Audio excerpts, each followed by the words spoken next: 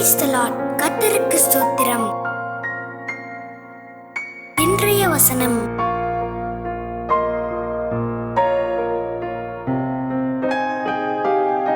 சங்கீதம் 146:2 முதல் 5 வசனங்கள்.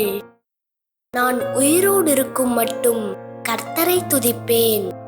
நான் உள்ளளவும் என் தேவனை கீர்த்தனம் பண்ணுவேன். பிரபுக்களையும் இரட்சிக்க திராணி இல்லாத மனுபுத்திரனையும் நம்பாதேயுங்கள்.